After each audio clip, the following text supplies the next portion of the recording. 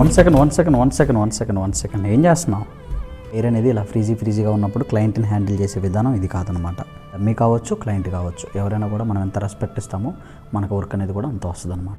ఈ ప్రాబ్లం చాలామంది ఫేస్ చేస్తూ ఉంటారు. సో బేసిక్గా హెయిర్ అనేది ఇలా ఫ్రీజీగా అవ్వటం కామన్ థింగ్. చాలామందికి బ్యాక్ కోమ్ చేసినప్పుడు కానీ షాంపూ చేయకపోయినా కూడా డమ్మీ కానీ ఒరిజినల్ హెయిర్ కానీ ఇలా ఫ్రీజీగా అవుతూ ఉంటుంది. Don't worry. సో దానికి మంచి సొల్యూషన్ ఏంటంటే ఈ ఫ్రీజినెస్ని కంట్రోల్ చేయడానికి చాలామంది చాలా ఇబ్బందులు పడుతూ ఉంటారు. చాలామంది డమ్మీలను కూడా పడేయటం జరుగుతుంది, అటు ఒరిజినల్ హెయిర్ అయితే కట్ చేయడం జరుగుతుంది. సో మీకు ఆ ప్రాబ్లం లేకుండా మంచి సొల్యూషన్ తీసుకొచ్చాను. ఐ హోప్ మీకు చాలా హెల్ప్ అవుతుంది అనుకుంటున్నాను. ఈ టైపు ట్యాంగిల్స్ కానీ అండ్ ఈ టైపు ఫ్రీజినెస్ని కానీ చేయాలంటే మన దగ్గర ఇప్పుడు ఇచ్చిన ప్రోడక్ట్లో ఒమేలో, షైన్ స్ప్రే అండ్ స్కాచ్ కాఫ్లో these are my favourite brands. వీడియోలు మీకు హెల్ప్ అవుతాయి అన్న చిన్న రీజన్ కోసం చేయడం, అంతే, వేరేదేం లేదు. సో వీటిల్లో ఏదైనా పర్లేదు.